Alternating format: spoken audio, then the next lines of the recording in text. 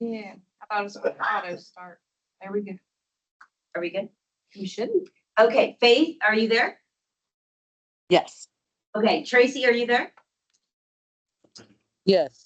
Okay, I will not do the whole introduction spiel again for the sake of time, but I'm going to ask you to introduce yourselves first. So as always, if you please say your name, the homeowners association or neighborhood association you represent, and your favorite thing about Wichita. And Faith, you get the luxury of going first, and then no one else can repeat what anyone else says. So Faith. Hi, my name is Faith Martin. I represent the East Ridge Neighborhood Association. And after being gone for a whole week, my favorite thing about Wichita is just how good it is to come home and how much I miss the people. So I love it. Thank you. Welcome back. Tracy. Hey, good evening, everyone. Tracy Adams. I represent the Sheffield Place neighborhood. And my favorite thing, and this is not really a repeat of what Faith said, is I've traveled a lot in the last since April, and I would say I'm always happy to come back and enjoy our airport. You know, it's just a breath of fresh air to come home to short distances and being able to get to where you need to go in less than 5-10 minutes. Awesome. And I can't help myself anytime, Tim knows this, anytime we talk about the airport, I have to point out our glass jetways. If you don't notice them next time that you travel in or out of Wichita, please do. We were the first city in the nation to have glass jetways. Won national awards because of it. Since then, other airports have come in to look at ours. They're kind of hard in the winter because it's cold. They're kind of hard in the summer because it's hot. But they, I think, just make an incredible impact for those visiting our community and returning home. So thank you very much to both of you. How about Judah? Yeah, my name is Judah Craig. I represent the Greenleaf HOA. And right now, I'd say my favorite part about Wichita is Clapp Park, because my wife and I and my kids went there recently, and I haven't been back since a lot of changes have been made. And it was beautiful. My kids had a blast. Went to bed early, so. Wear them out. It's our city's first inclusive park. So it was designed especially for kiddos who are blind and visually impaired, have hearing impairments, physical or developmental delays. So kudos to Councilmember Holheisel. He really championed that project. All right, here you go. Good evening. I'm Tim Johnson. I represent the Willow Bend HOA and neighborhood. And today, my favorite thing about Wichita is often your favorite thing about Wichita. Orange traffic cones. They're all over the streets, and that means the streets are getting smoother. I love orange cones and cranes because that means progress, Yes. right? So good. All right, Miss Maddie. Oh, me. Oh, I'm Abby Campbell. I supervise Office of Community Services. I'm a West Sider in District 5. We're sorry. Yeah, I know. I'll be moving soon, eventually. And my favorite thing about Wichita is the civic engagement. I love how engaged our folks are. That's awesome. It'll be my turn. Okay. Jim Groff, and out with the Equestrian Estates Homeowners Association on 27th and Harry Street area. And she did, of course, I've done a little traveling here in this last few weeks, and the airport was going to be mine, but no, if somebody, and the rules. And Yeah. so it's the horse patrol with the police department. I think they're. No one's ever said that.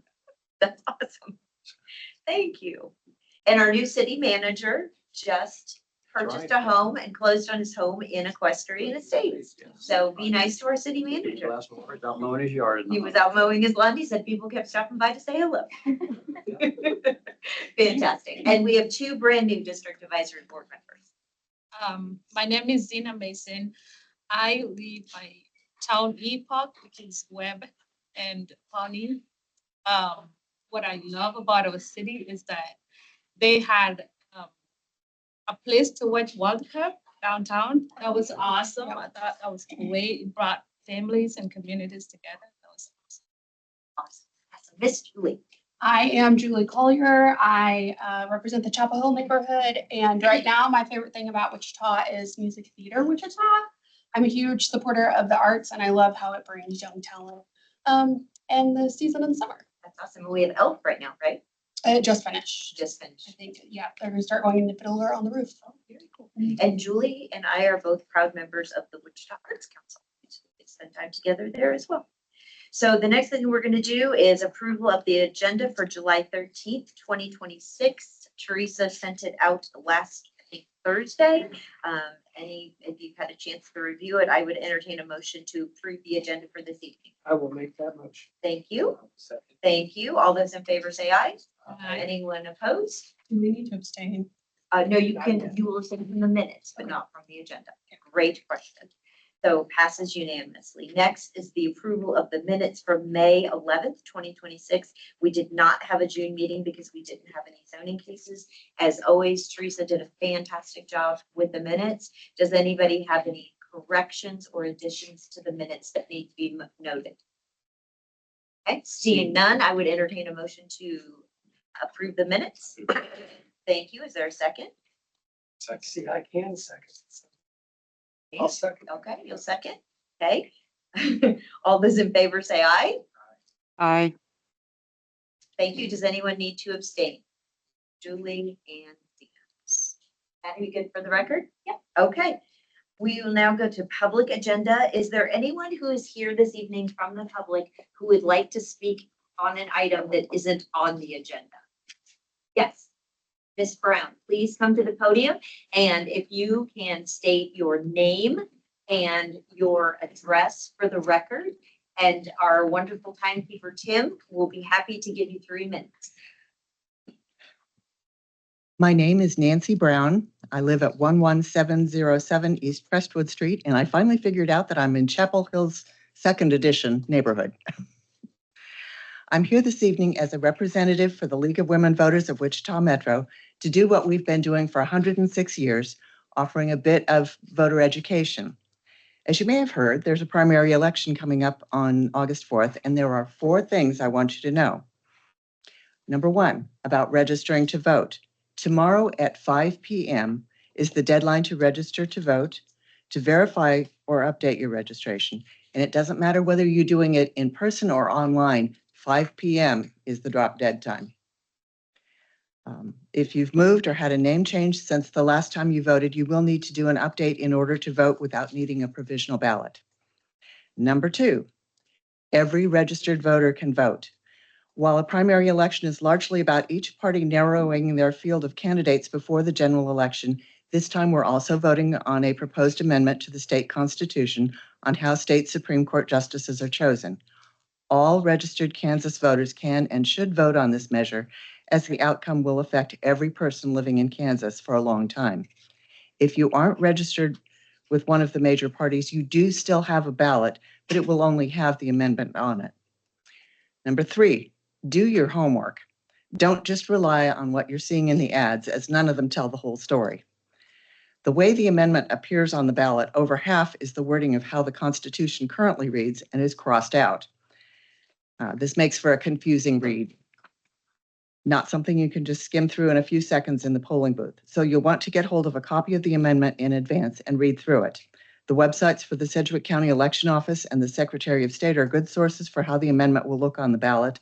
And for an easier read of what we do now and what the amendment proposes, a query of Kansas Supreme Court Justices Amendment in your search engine will take you to an excellent overview by Ballotopedia and a number of other informative options.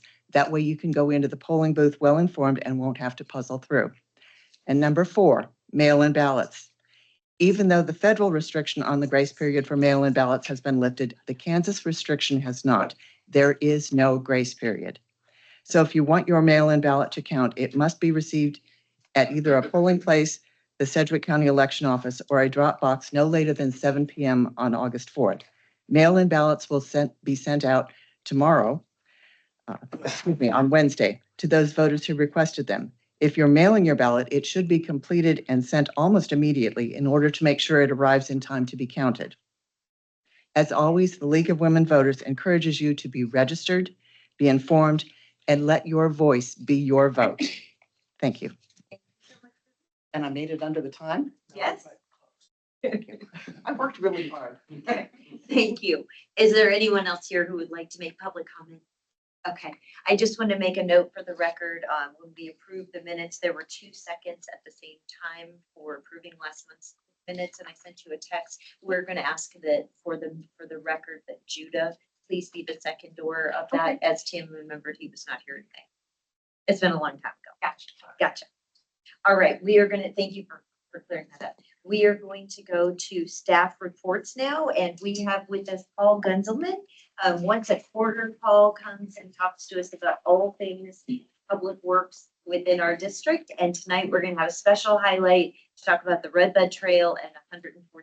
So Paul, thanks for being here and joining us this evening. Yes, thank you. It's been a little longer than a quarter, but Yeah, it's we'll been a be bit. here. So, and I'll kind of go through this whole list here real quick. I think we can make it through pretty quickly, but I will highlight the Red Bud and 143rd Street projects as well.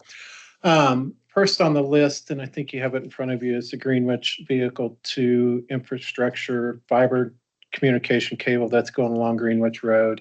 That is, the fiber's been installed. The contractor's doing some testing of the roadside units. So hopefully those will be all completed here soon.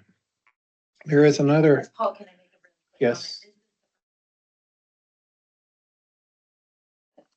comment? That's the next one, The I next believe. one. 21st Street Intelligent Transportation Yeah. Systems. That's putting in fiber communications from 159th Street east to Cleveland, which is just west of I-135 downtown. That project, we were doing that project and prior to K96 improvements that KDOT will have, that we think that traffic will divert onto 21st Street when K96 is under construction in a few years. So the contractor's been working throughout that whole corridor. They have cones out, and we've been trying to push those back. As Councilmember Tuttle mentioned, I think they had a lot of cones out east of K96 prior to Easter, so we had them move those back to have lanes open to traffic for And both lanes. Only So bring it up to give you huge kudos. I got the call late on a Friday afternoon and called Paul and said, I know it's late, it's Friday, it's, Good Friday before the holiday. And by the next morning, Paul already had it taken care of so that it didn't disrupt services along that corridor for the few churches that are there. So thank you, Yeah. Paul, for your great work. Appreciate it, especially on the weekends. part of that project will also upgrade some of the traffic signals along the corridor, as well as ADA improvements at some of the intersections for wheelchair ramps, et cetera. Red Bud Path, Woodlawn to K96, Phase 1. We've left that project in 2 phases. Phase 1, which this project extends from Woodlawn to K96. The contractor has the concrete portion poured between Woodlawn and Rock Road. And they're working on tree clearing, trimming them back there between Rock and Webb Road, and then they'll move to Webb and Greenwich Road. There will also be, as part of the project, there will be a signalized pedestrian crossing at Webb Road as well as Greenwich. And we will update the existing pedestrian crossing at Woodlawn. Phase 2 of the project will construct a pedestrian bridge over Rock Road. And we are finalizing plans at this time. We're working on an agreement with KDOT to reflect some additional federal funding we got for the project. So we will be bringing that to City Council here within the month. And then we anticipate opening bids on the project in August. You will see Evergy working in the area. They need to raise some of their existing power poles and lines, as well as install a new power pole on the northeast corner of that crossing there at Rock Road. And so on Rock Road, the Red Bud trail just north of Haverty's before you get to Bradley Fair. Yes. You can see the orange netting that's around the power poles and then huge piles of brush. Then also the same on Webb Road. Haven't seen it yet at Greenwich, but just super excited. People keep asking me when the bridge is going to go in. It will be the second phase of this project, as Yes. Paul mentioned. So first cleaning up the trails, getting all the work done that needs to be done. Paul, anticipated installation of the bridge, do you think? Probably late fall 2027, probably. Yay, so excited. Thank you. Yeah. 143rd Street, Harry to Kellogg. That project will improve 143rd Street to a 5-lane roadway with a sidewalk and multi-use path on the other side of the street. Currently, the project is doing utility work. 143rd Street is one-way southbound at this time. So traffic is, if you're northbound, you have to detour a different route. With that, I know it looks like a war zone out there with 143rd and East Kellogg under construction at the same time. KDOT is overseeing the East Kellogg project. I don't have a lot that I can provide you an update on that, but I know they've done a lot of grading work on the north side of Kellogg, west of 143rd Street. Looks like they're doing some drainage and bridge structures that are on the north side of Kellogg as well that are currently under construction. The pavement preservation program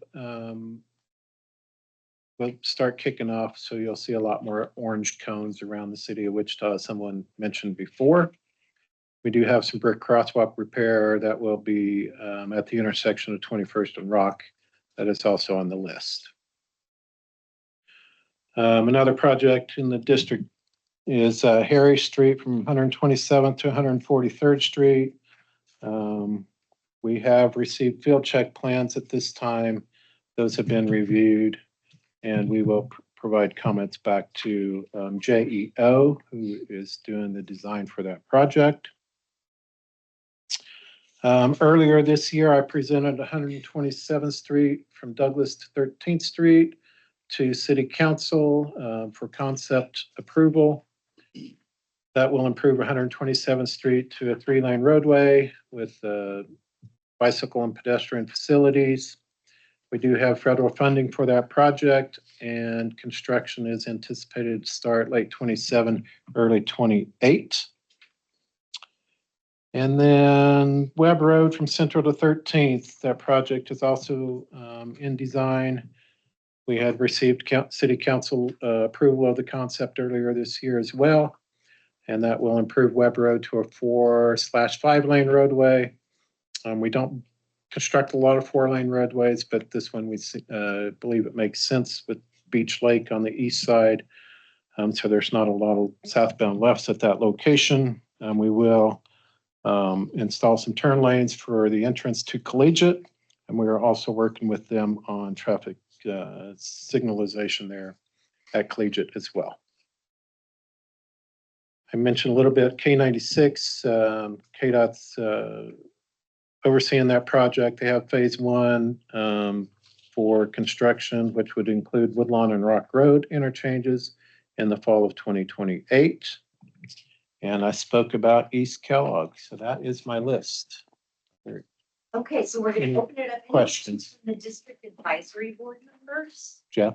No. And then we'll open it up to the community for sure, but any questions or comments for Paul? Jim, you got anything? Okay. You did such a good job. We Great. don't have any questions. Perfect. Wait, anybody from the community have questions for Paul? Yes, sir. I thought we were gonna get the first section of the trail between Woodlawn and Rock opened in the first 60 days after we started construction. What's caused the delay in completing that section? I don't know from Woodlawn to Rock. I'm not sure. I know there's people utilizing it now, even though it's barricaded. But there won't be any connection to Rock Road because we'll have that bridge, but I don't know. Didn't know there was a commitment to open that in 60 days, but I'll check on that for you. And they were gonna put there's some connections that went into the neighborhood to the Right. north. And I think they're gonna put one there by the school. School, correct. But I don't think that connection's been put in yet. Okay, I'll check on that for you. I just know they hadn't got the grading done. That'd be good to be able to open, you could at least get to the neighborhood Sure. and to the school. That was gonna be open. I didn't think they were gonna wait until the bridge was completed to open that. I'll check on that for you. Also, at that time, they talked about doing, starting tree clearing and putting in culverts through the whole section. Yes. But they hadn't started that east of Webb yet.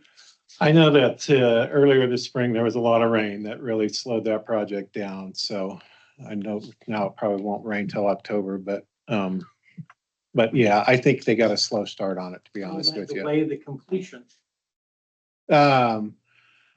I don't know that it will. I think they'll probably catch up, once they were able to get back in and do the grading. They got that Woodlawn to rock poured pretty quickly. So, but you're right. I think there's 8 drainage structures that they have to either rehabilitate or replace throughout that corridor. So,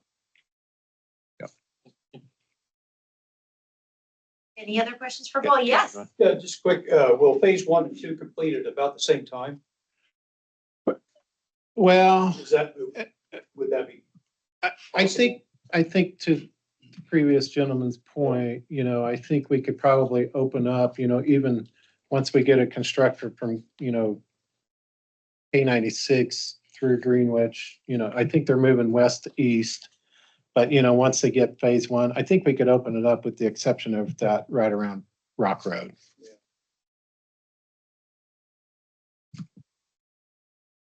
Because they'll be building abutment walls, et cetera, through there and, yeah, so. And 80% of the project, am I right, is covered from Pretty funding outside of the close. city? Yeah, we got a lot of federal dollars State, for it. federal. Hmm. So very excited about that. Yeah. Okay. I'll get Thank some you, in. Paul, for Yep, being you're here. welcome. Appreciate it. We'll see you Sure. next quarter. Yes, Keep up the great work. thank you. Wichita Police Department could not be here this evening. They provided a report. It's an individual sheet in your packet, as well as comments under staff report. And next we have Battalion Chief Roberts, who's going to come and talk to us about fire. He shared with me, unfortunately, we don't have fireworks statistics yet, but those will be shared with the task force. We have a fire task force. Jim was my gracious representative from District 2. We had to select someone from our supervisory board. So thank you, Jim, for your service on that. And you'll have a follow-up meeting after we get all the data. But what else would you like to let us know from the Wichita Fire Department? If you have, first of all, Colby Robertson, Battalion Chief, Wichita Fire Department, been with the fire department for 29 years. I'm currently assigned Battalion 3, which is the eastern third of Wichita. A few highlights from the fire department. Oh, and Wichita. What I like about Wichita. Thank you. I won't, Paul, I forgot. I won't go grab it. But we'll get it. It's big enough that you can find everything you need, but still has a small town feel. That's great. Wonderful. Some highlights from the Wichita Fire Department. We have currently 10 engines and 3 trucks on order. First truck came in April. We just put a new engine on today. 5 engines are scheduled to go on this summer. So our fleet is getting a much needed upgrade. Bids for fire station number 3, which is the new fire station in Southwest Wichita, were due last Friday, I believe. So that should be moving forward soon. Once construction begins on new 23, design will begin on replacement stations for number 8 and 15, and they are 8 is Central and Elder, and 15 is Lincoln and Rock. So those will be getting new stations as well. And mold remediation efforts continue through all the stations in Wichita. City is doing a great job with that. We're losing our fire chief this month after almost 40 years of service to the city of Wichita. I got to take part in interviewing her replacement, and I think we had some good candidates, and I hope they'll be named this week. Yes, we have made an offer and they have accepted. I know that a formal announcement's gonna be made any day. I just met with the city manager. Little news for the Got group little here news. ahead of, But Chief Snow, her retirement celebration will be Monday, July 27th from 2 to 4 p.m. In City Hall in the boardroom. So Is that date? July 27th from 2 to 4 p.m. We'll have opportunity here to hear from former city manager Bob Layton. She's asked me to say a few words because of our work together in the wellness initiative for firefighters. I think her pastor's going to speak as well. that's great. Yeah, so it's going to be a wonderful celebration. She will be hard to replace, and especially as one of the few fire chiefs who are female across the Yeah, nation. she But deserves it. yeah, looking forward to the new fire chief. I had an opportunity to be a part of the screening process and then the interview process, and could not be more excited about the new fire chief that we'll have. So looking forward to everything that he will bring and new initiatives as well. I'll stand for any questions that are not firework related. Any questions from the district advisory board? The fire. Hold on. Yeah. Any questions from the community regarding Wichita Fire Department? Okay, thank Kelly you. Chief. Thank you for your service. Appreciate Thank you. Stay safe. Next online, John, and I think you have a new photo. I really like that. We have John Sidwell with Parks and Recreation from Boston Park. And don't forget, John, your favorite thing about Wichita.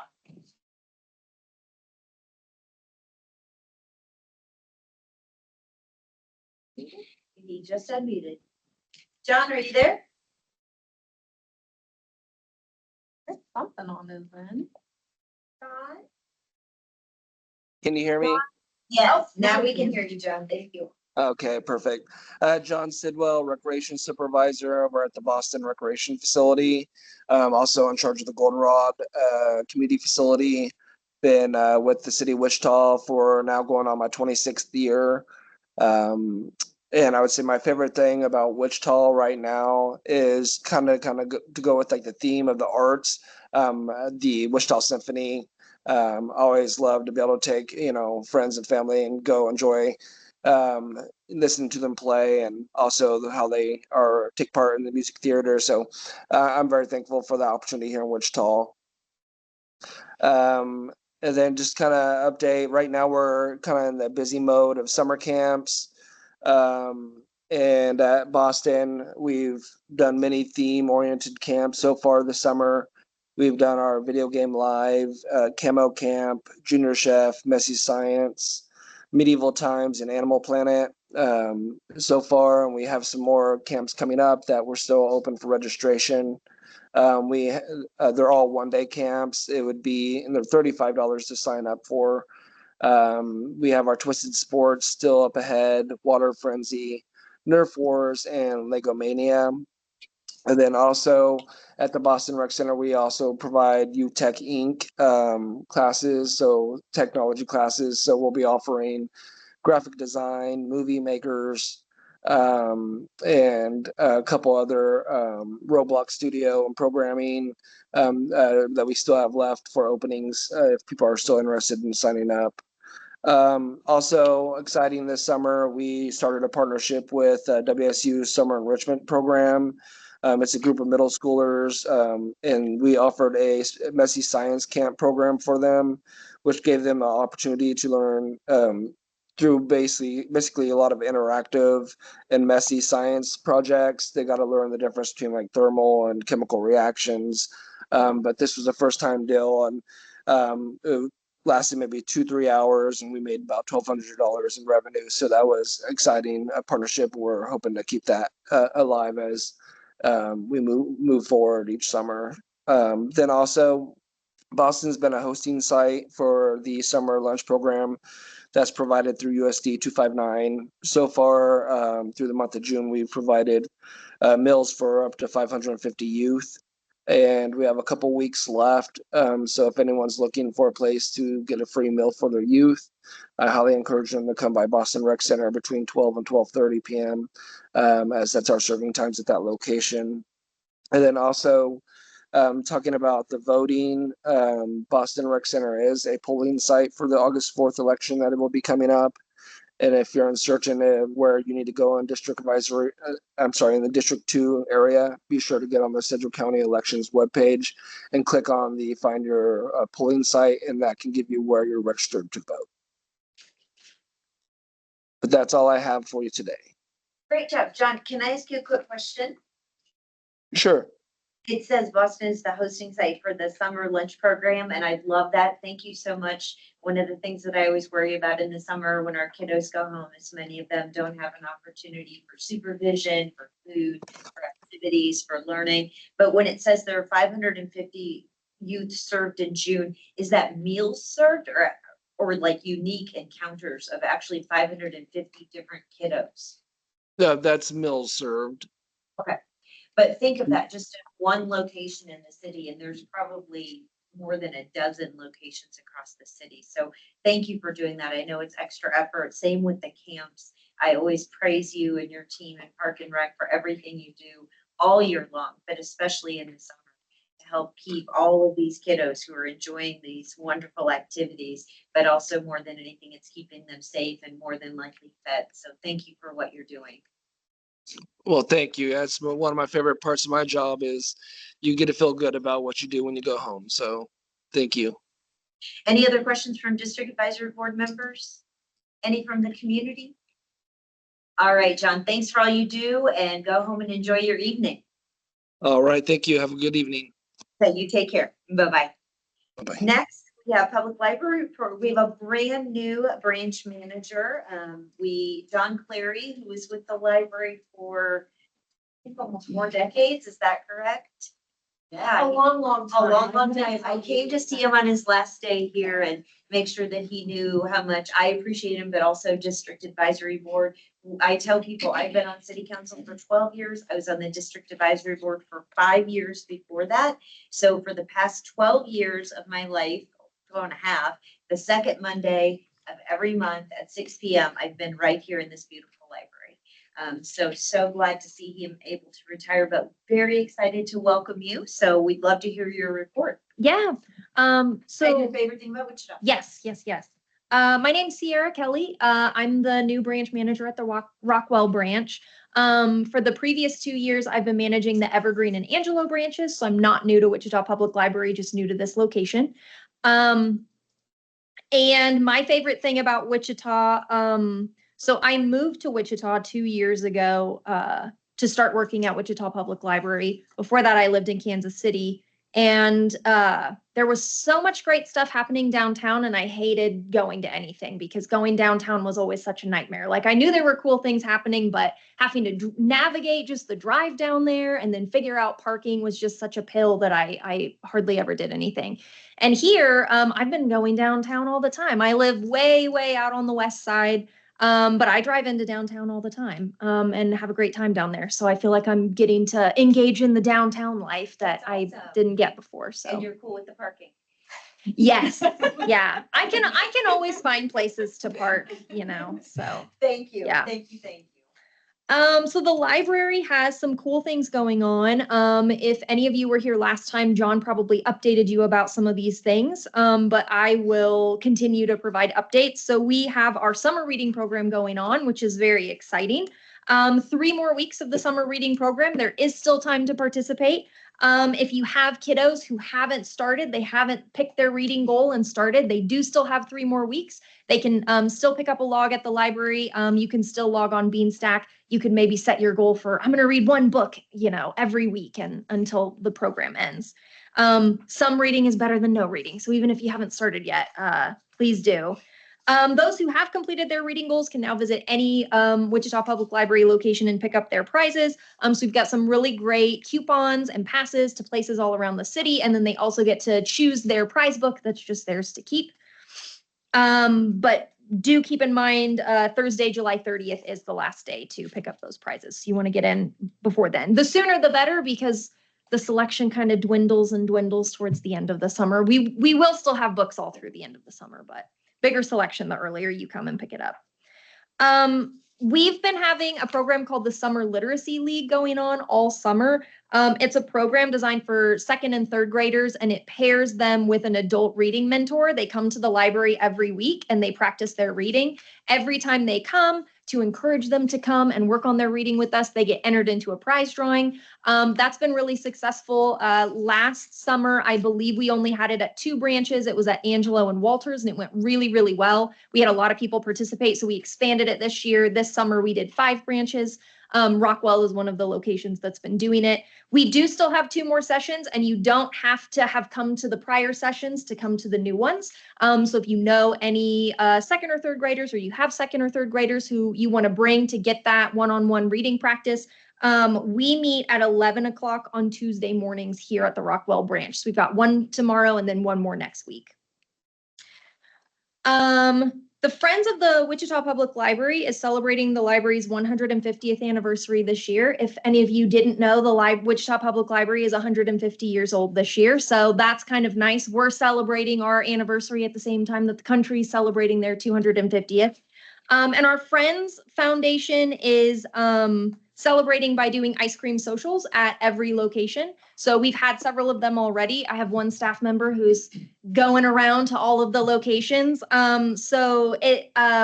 Big thank you to Freddy's Frozen Custard, who's donating ice cream sandwiches to all of these ice cream socials, so you can come and get one for free. The Rockwell branch, ours is this Saturday, July 18th. They're all from 1 to 2:30. After Rockwell, the following Saturday will be Angelo, and then the final Saturday will be August 8th at the Westlink branch. Another thing that is happening on August 8th, it's a big event that we do every year. It's called Local Author Day.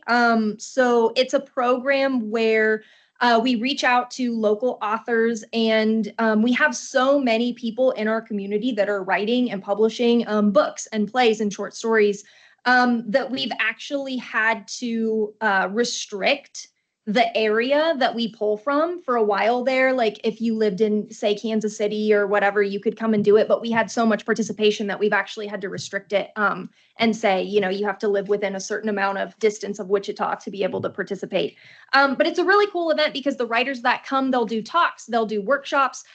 They have booths where they can sell their books. So typically the library doesn't do sales, but this is our big exception that we do every year.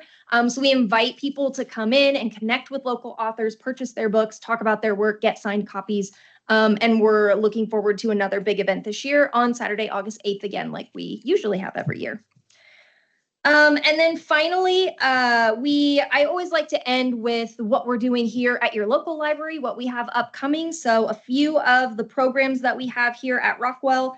On Thursday, July 16th at 7:30, we are doing a T-Rex story time. So it's going to be a story time, but also dinosaur themed, and it's designed for children, toddler to preschool age. For the older kids, ages 6 to 9, we're doing a Fun with Fossils program on Thursday, July 23rd at 2:30. So kids can come and learn about how fossils are made, how they're found and cared for. There's going to be hands-on fossil activities, so that'll be a lot of fun. And then for adults, we have a program on Wednesday, July 29th at 2:30, all about Google Drive. So we're going to have a technology training librarian come from the Advanced Learning Library, and they're going to cover everything you need to know about all of the different free services that you have access to. If you have a Gmail account, you have Drive and Docs and Sheets and Slides, and a lot of people don't realize that they have access to all those things. But our tech trainer is going to show you all those programs and also how to use them. So that's all I've got for you. That's what's going on at the library. Any questions for me? Fantastic. I always say, if you're bored in Wichita, come sit next to me. You'll find everything that you need to know. And I love the fact that you're having an ice cream social at the library, because long gone are the days where we had shushing at the library. Now we want you to be comfortable, come in and have a snack, right? You can have food in the library. You just can't have open containers near the computers because we don't want to spill anything. But otherwise, we librarians get a bad rap, but we're very chill. We've chilled out a lot. No shush them. All right. That's this Saturday. That's this Saturday. This Saturday, so let's yeah. all come get ice cream. Uh-huh. Yeah. Any questions from the district advisory board members? Any questions from the community members who are joining us this evening? You did a great job. Thank you. Okay. Welcome. We'll look forward Yeah. to seeing you next month. Mhm. And next, I get to invite my good friend Heather Schroeder. And Heather, I bet you were super excited when she said her favorite thing is downtown Wichita, right? Plants here. Lantern, I wondered that too. So next, under new business, item number 8, we have our downtown Wichita action plan. Obviously, District 2 is not downtown, but one of the things that we always say is that downtown is everyone's backyard in the city. One of the things that we all do, all of the council members, is try and foster and support and assist anything that we can in downtown Wichita. So I wanted to have Heather come and just let us know a little bit about the action plan, what's happening. There's nothing happening downtown, is there? Right? There's a So lot the going mic on. is yours. Thank- And what is your favorite thing about Wichita? So I actually spent a lot of time thinking about this while sitting here, and I think the trains are my favorite part. I just think it's so romantic to see them come through downtown. And for anybody who doesn't know, Governor Kelly is going to be here on Monday, the 20th. At 1 p.m., she will sign the bill that creates the Kansas Rail Hall of Fame at our very own Great Plains Transportation Museum. That's wonderful. Yes. Wonderful. Thank you. Yeah. Do you have a presentation up for me? Oh, thank you so much. And then I might ask if I can steal your mouse. So I'll keep it Yeah. or whatever works best. Yeah. Yeah, I have that reach. All right, I could have Oh, got you're the clickers. I forgot my own clicker. Oh, yeah, this is great. Okay, great. So hi, everybody. Thank you so much for having me. Oh, I'm Yeah. gonna share this real quick with our people perfect. Okay. on Teams. Let me share this. Thank you. So as Becky mentioned, I am the executive director of Downtown Wichita. We are your friendly center of the city nonprofit. We manage about 100 blocks in the downtown district, and really, recognize that this is part of everybody's life and neighborhood and day to day in the city. So we are here for you in downtown Wichita. So what I want to talk to you about today is the Downtown Wichita Action Plan. So in 2010. Downtown did their first plan, and it was called Project Downtown, and that was in conjunction with the city. And that plan kind of guided our development that you see downtown over the past 15 years. So at the end of 2025, we took stock and we said, well, what's happened over the past 15 years? And the answer is a lot. We tallied $2 billion worth of investment. That's both public infrastructure, private development, partnerships, 119 completed projects. You can see here we added almost 2,000 housing units. That's a 200% increase. Really exciting to have that 24-hour community downtown. And we haven't stopped there. So when we kind of drew the line at the end of 2025, we still had 20 projects that were in the pipeline. So it continues, the impact of Project Downtown continues. But we realized after that much change downtown, it was time to update our plan, our new guiding document for the next decade of growth in downtown. So that's what we're going to talk about today. Just to kind of review, here was the landscape a couple years after the 2010 plan rolled out. This was the 2012 map. You can see there were 21 projects underway. And then at the end of 2025, woo, that's a lot of change in downtown. Every single dot is an investment that occurred in the core.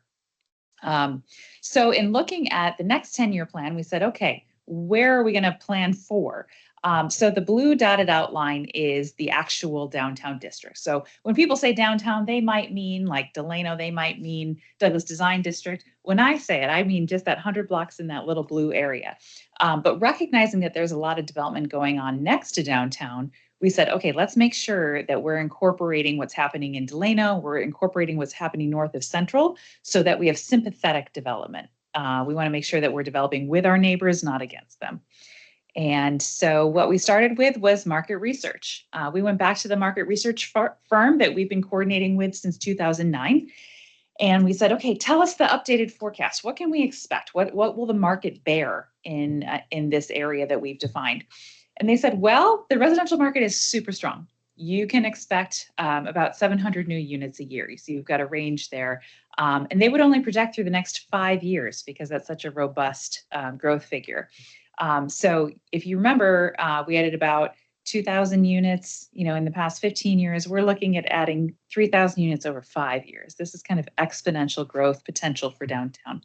And then in the office market, it was really nice to see that we've been a little more COVID proof than we realized. One of the stats they shared was that of the new Class A leases, so Class A is like your super fancy, your nice headquarters, your law firms, et cetera. Of the new Class A leases that were signed between 2017 and 2024, 90% of those were in that downtown district.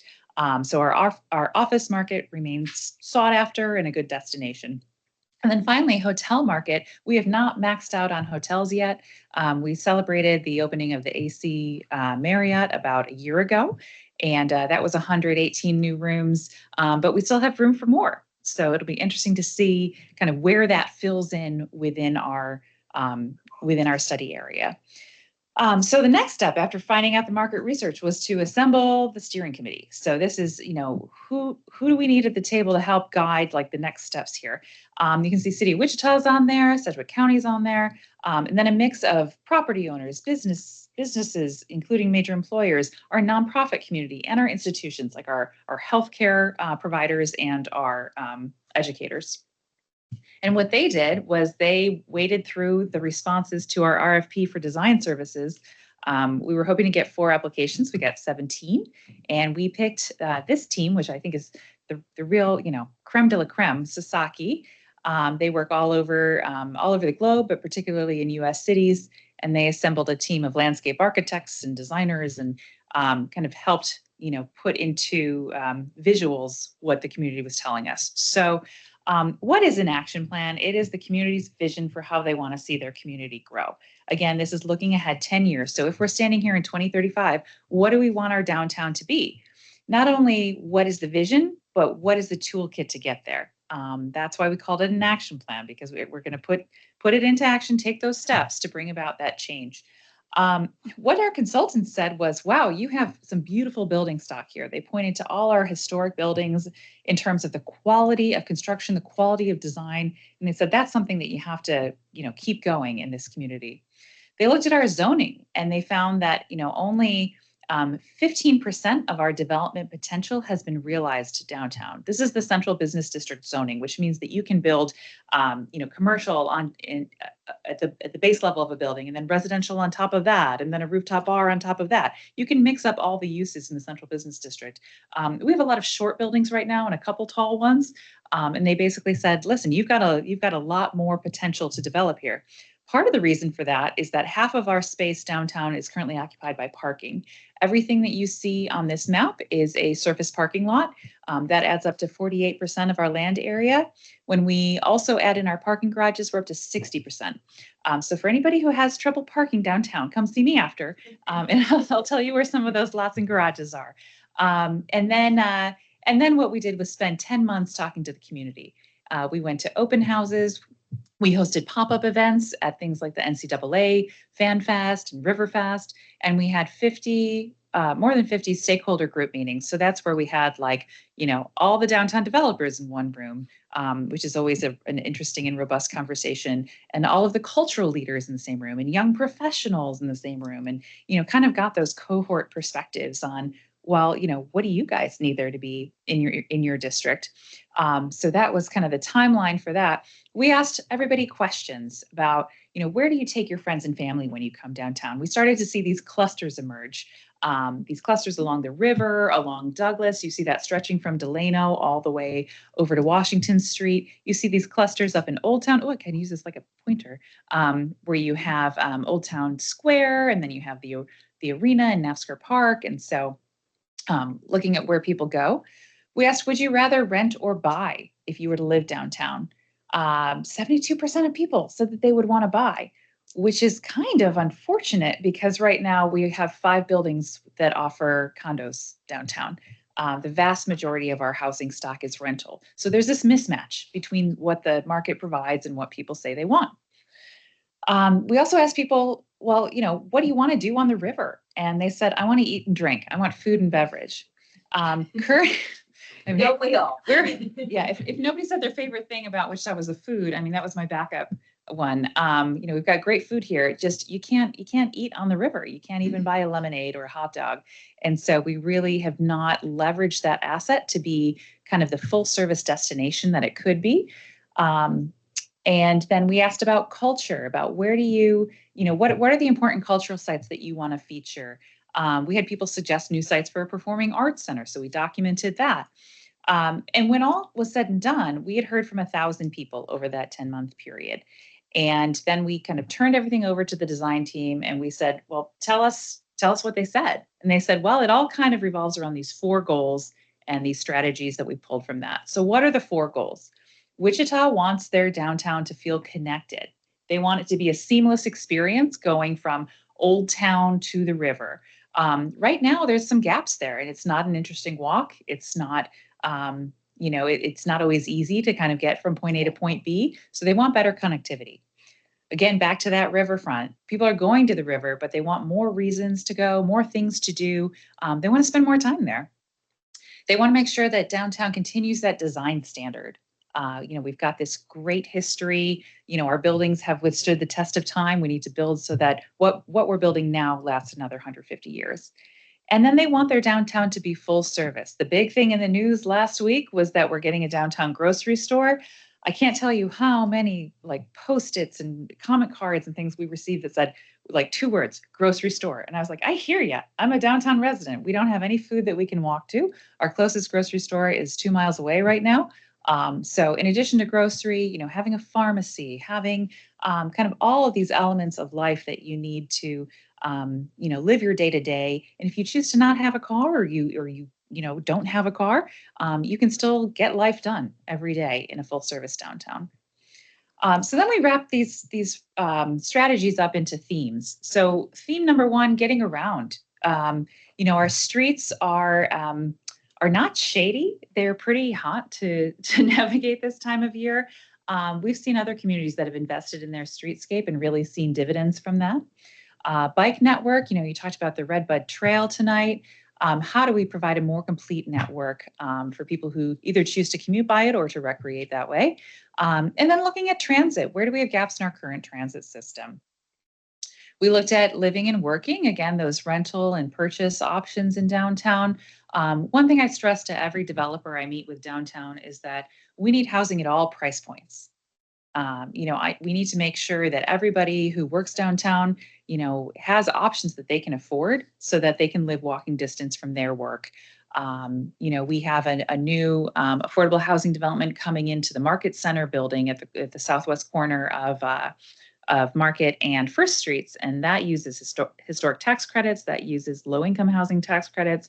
What that means is that, the local barista can afford to live across the street. So that's pretty great. And parking management is a key element of that, making sure that everybody's sharing, that the residents aren't hogging those parking spaces all day while the businesses are open and vice versa.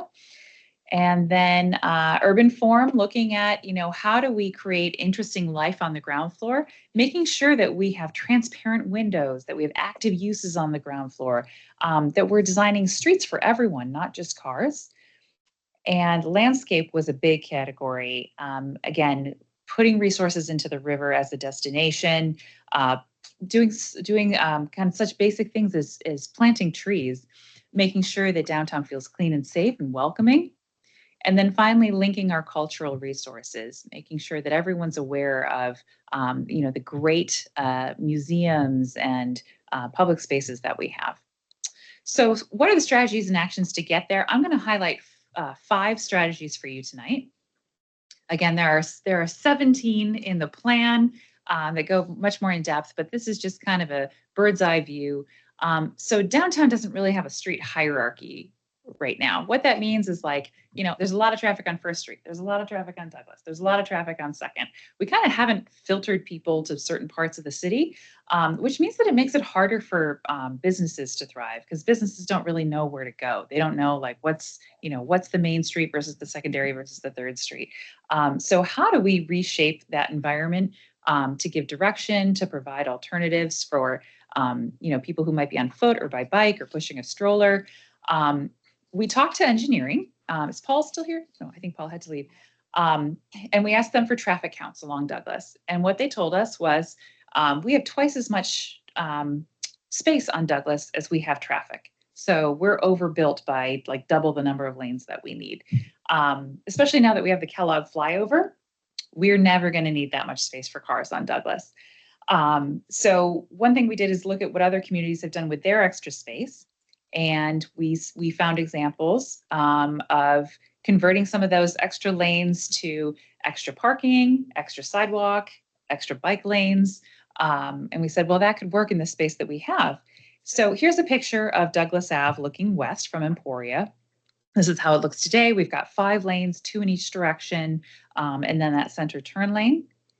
And if we converted that to 1 lane in each direction with a center turn lane still in the middle, so 3 lanes total, you could have a separate bike lane. You have wide sidewalks. We have a lot of competing uses on our sidewalks right now. So we have sidewalk cafes competing with scooters and bikes, competing with people and strollers and suitcases and wheelchairs. It's getting congested, which is a great problem to have, but it doesn't need to be a problem because we have plenty of space to work with. So when our friends in, I wanted to point out, this is also something that's not new for our community. Delano already did this, and Delano has seen so much retail growth, especially in the past 18 months, I would say. It feels like every time you pick up the Business Journal, there's a new business opening in Delano. And part of that is because Delano is at a human scale, right? They've got the nice wide sidewalks, they've got the nice narrow streets, they have these islands of refuge if you're crossing the street.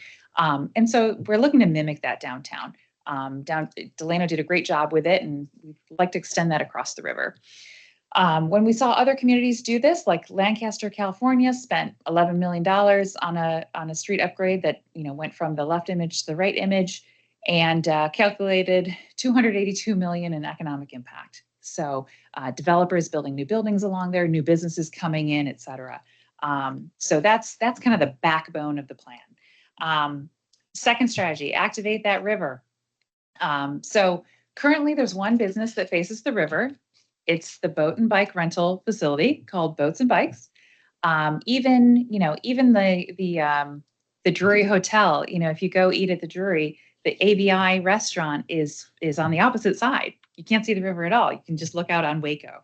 And so as we develop downtown into the future, how can we optimize those opportunities to have food and beverage, to have entertainment, to have more things to do directly facing the river, including boats, right? We don't have a consistent water level.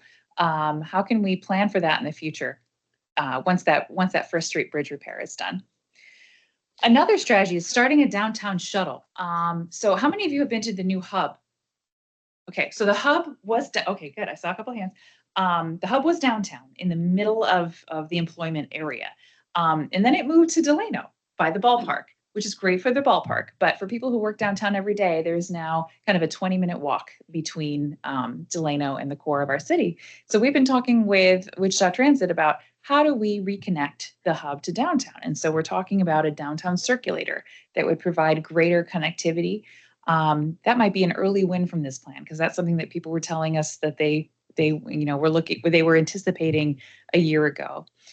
We talked about housing. Again, that's a cornerstone of this plan is, different sizes, different types. When I put these slides together, we didn't yet have an announcement that we were going to have a grocery store coming.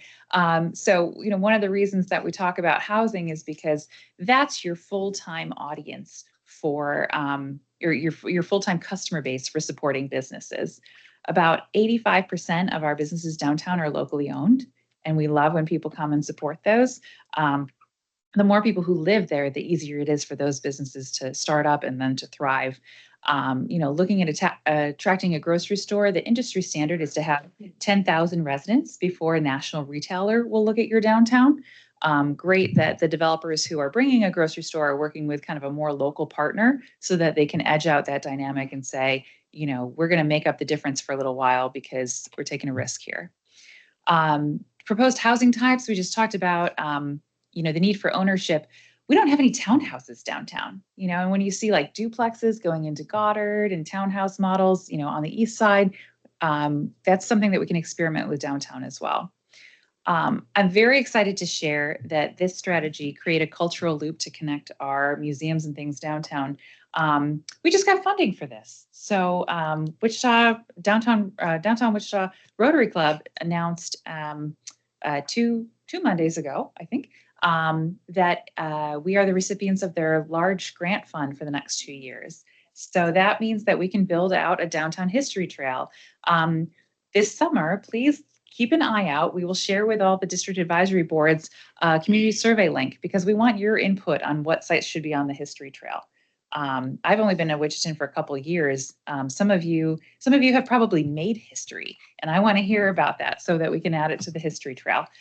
So we're really excited to get started on that project. What we pitched was a 4-mile loop connecting across, to our friends on the west side of the river and then back into downtown, highlighting some of our cultural resources. These are by no means, definites for the trail, but just some examples that we gave when we submitted our application of, how the signage might look, how the web-based app might look. If anybody was downtown yesterday, there was some kind of Pokemon Go event going on. Everybody's on their phones. We want them to collect historic sites too and compete for scavenger hunts. So we'll be building that out. Cartholite, local material here in Wichita. The kind of crushed glass into concrete. That's a really unique Wichita thing. What we've proposed for a future phase of the trail is having these Cartholite ground markers. So for next steps, I think I'll hand it over to Justin from the planning department. If you kind of want to walk through where we go from here. Okay, thank you. Hey, Justin, we're not letting you off the hook. Favorite thing about Wichita? Favorite thing about Wichita is doing this. I have a great job. I get to come and work with district advisory boards, neighborhoods, and stuff like that. So that hyper local presence of our departments and working with local folks in their communities is one of my favorite things. See you here every second Monday of the Yeah, month. that's right. Live. That's right. Well, it's a tough act to follow with Heather because she got to talk about all the exciting stuff. I'm mostly here to talk about the procedural stuff. Just to introduce myself, Justin Constantino with the Planning Department, Wichita Sedgwick County Planning Departments. As Heather mentioned, they've been at this, downtown Wichita has been at this plan for quite a while now. They've been very busy. And they kind of kickstarted this process back in April of this year. Since then, they have gone to present at the Wichita Historic Preservation Board, and they've also spoken at several different district advisory boards, including this one. This is actually the last district advisory board, I believe, that has seen this presentation. So, okay. Okay, wonderful. It's been received very well from all the groups that have reviewed this plan, this presentation. The Historic Preservation Board voted to receive and file the draft action plan. The majority of the district advisory boards recommended approval for this plan. Others received and filed, but really the intent here today is for you to receive this information, take a look at it, and ultimately make a recommendation to Councilmember Tuttle, to the City Council as a whole regarding the plan. And so far, as I mentioned, district advisory boards have all looked at this. On June 11th, downtown Wichita staff presented this draft action plan to the MAPC Advanced Plans Committee. The MAPC Advanced Plans Committee unanimously recommended that the full MAPC approve this draft action plan. So the Advanced Plans Committee makes a recommendation to the full MAPC. The full MAPC will be reviewing this on July 23rd, so coming up very soon. And they will be making a recommendation to both the City Council and the Sedgwick County Board of County Commissioners. So the reason why we're going through this process is that the approval of this Downtown Wichita Action Plan 2035 is that it will ultimately become an amendment to the comprehensive plan.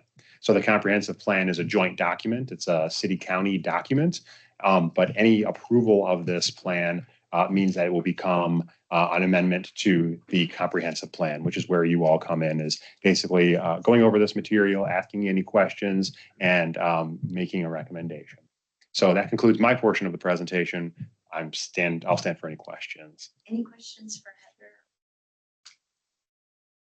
Heather? I do have a question, if that's okay. I see it's going to come to City Council and then also County Commission. Is there a fiscal note that will be tied with the plan at all to the city or the county? You said a fiscal note? Yes. Will you be asking for any funding for plan implementation? Eventually, we're hoping that projects will be included in the CIP. For the projects later, but now for the plan, there's no fiscal note. No, Okay. no, there is not. The city contributed to the creation of the plan through a financial contribution and through participation And so that was the extent of what we, required at this time. And really, it's a matter of, kind of getting to private sector and public sector solutions and seeing where we need to partner. So projects like Douglas in the future. Yes, yes. But History Trail, we got you. All right. Any questions from the public? I do Oh, have Jim, yes, please, sir. So the Douglas, okay, from a full side river woods to so where does that roll down from 4-lane, 2-lane? It's mostly just downtown sector that we see that traffic reduction, the funnel reduction down there that goes over the river. So what is proposed in the plan is a reduction in lanes from Washington to the east bank of the river. So before you cross the bridge, yep, and then it would join up west of the river with Delano, which already has that narrowed road plan. Yeah. To Washington to Waco, basically. Yes, thank you. We were hopeful that our friends to the east would also kind of narrow down and right size their street. It looks like they're going to do that with some paint and some bollards, but not with a curb change, which is a little bit different. Yeah. So so obviously I assume Paul has done his traffic counts. I mean, it just seems like that is a main artery east to west. Yeah, Much of the Kellogg. Sure. And there's a lot of traffic. Yeah. So what we encourage people to do is to come downtown on Douglas. If you're crossing town, you want to be on Kellogg. That's how you're going to go fast. We want you to take your time on Douglas and come and shop and window shop and get out and walk around. And did I mention shop? Economic activity. And so really just, understanding that there are different purposes for different streets, and Douglas was never meant to get people through. It was meant to get people to. If I can give just an update, and Alan, one of our community members, if I say anything wrong, you'll correct me, okay? There was an actual proposal that came to city council to do the revisions to Douglas that we've talked about with more parking, bike lanes, aesthetic improvements. There's a little bit of a pushback from some businesses, pushback from one of our council members. And so I worked with Brandon Johnson, this district, and proposed that we do a pilot project, if you will, and instead of actually doing the construction, do paint, to kind of let people practice and see what they think, and for the businesses along that area. So it's my understanding that's kind of the direction we're probably still going to be going, with the hopes that it's wildly successful and then can actually do the implementation. Wonderful. Yeah. We love a good pilot program. Yeah, we love some paint. Okay. Seeing no other questions, Heather, Justin, thank you so much for being here. Heather, you are just an absolute joy. I have enjoyed our time together. Thank you for coming to Wichita. Thank you. Thank you so much. I'm going to leave some Kansas sunflower seeds on the back. We encourage you to grow Wichita wherever you live. If you want to throw them when you're downtown, even better. But go plant them in your backyard and add some beauty this summer. Thank you. And come back anytime. Thank you so much. Thank you. All right, next on the agenda, item number 9, CUP 2026-00019, CUP 2026-00020, CUP 2026-00021, CUP, zone 2026-0002025. What am I remembering? Were we making a motion? Do we need to make a motion? Teresa put it in the minutes draft. Okay. To get a motion I am to so sorry. recommend. Normally we don't, we just kind of receive and file, but to be formal, and Heather, I don't know if you want to hear, just to make sure we're doing it right, but would anyone I would entertain a motion to, Maddie, receive and file? To approve? Teresa has it in her draft minutes to recommend the Wichita City Council adopt the downtown Wichita action.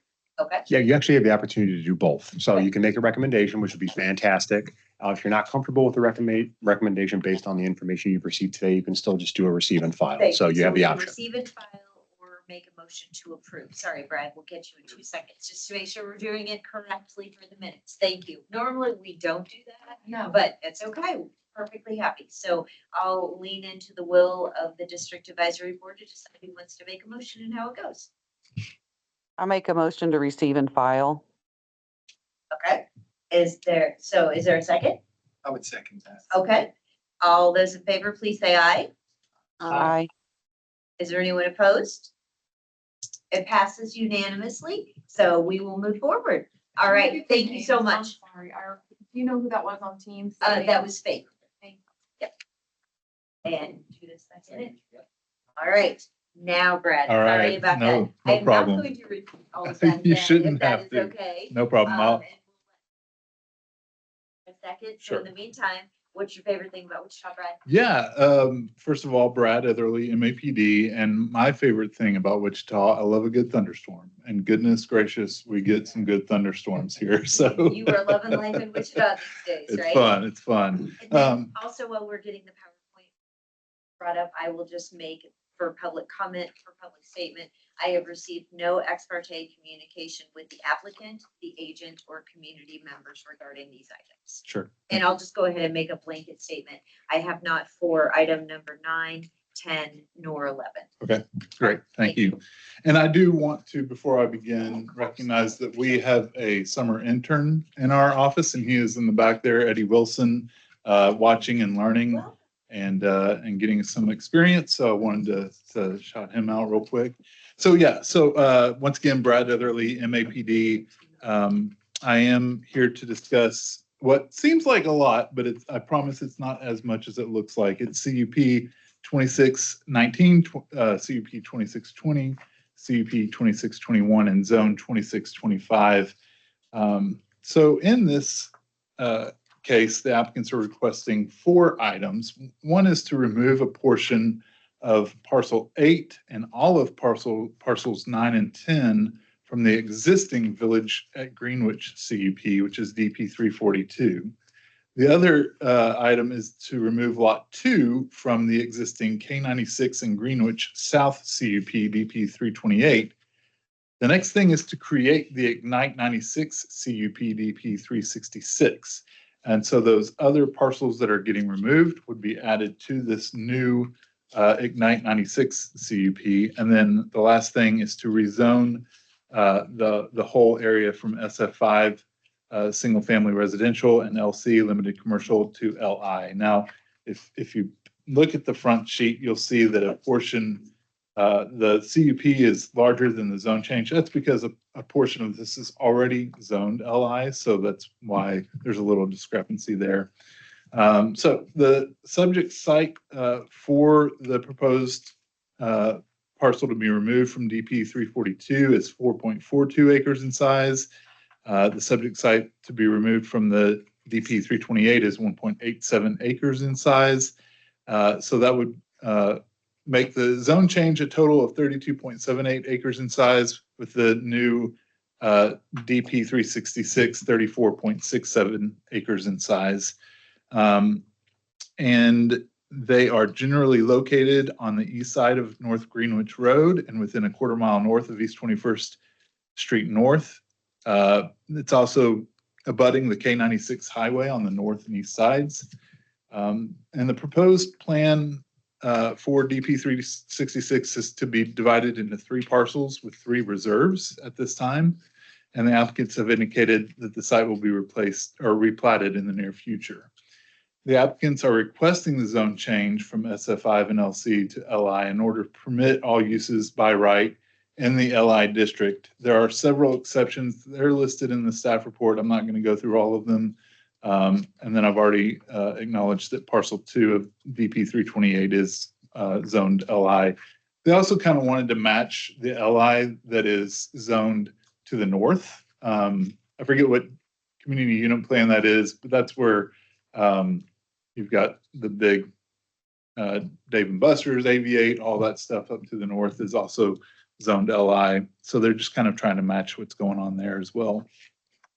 The applicants also propose that the uses nightclub in the city, entertainment in the city, event center in the city, and farmers market in the city shall be considered permitted uses.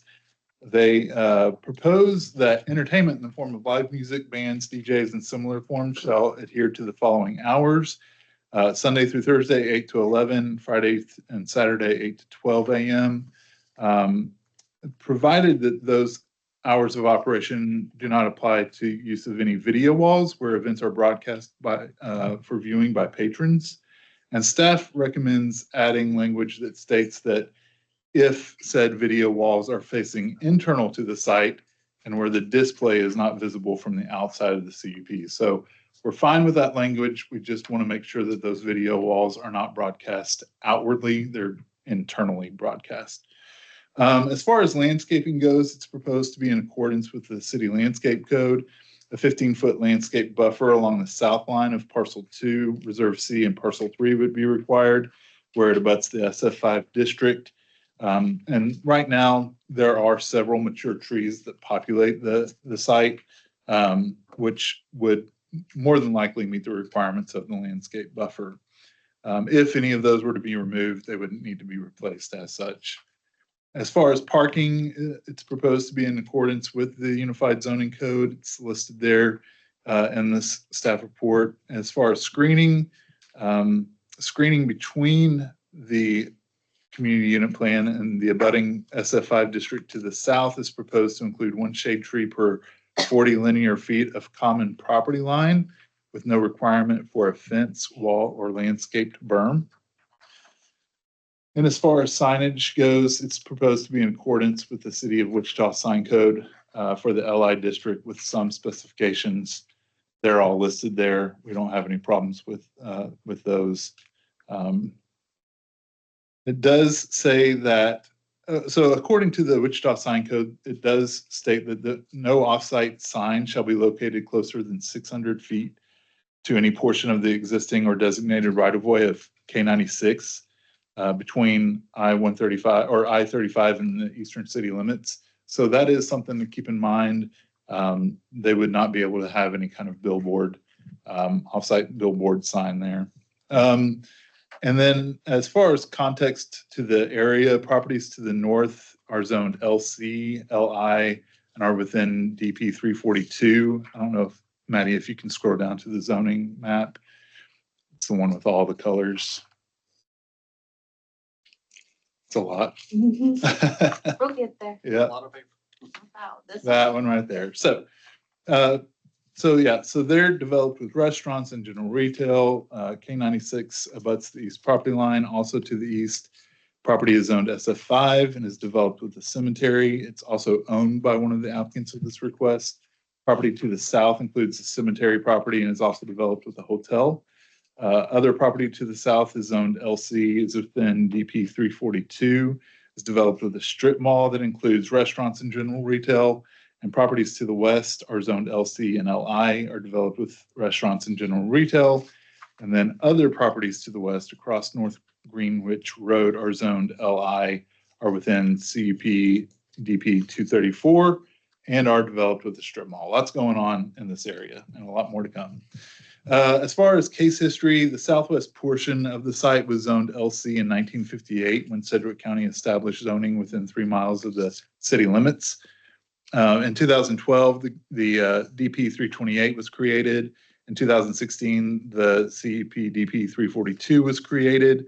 In 2005, most of the proposed DP 366 was approved for the Cedar Creek Marketplace DP 291 with a zone change from SF5 to LC. However, that request was never perfected because the applicant never platted the property, which was a condition of approval at the time.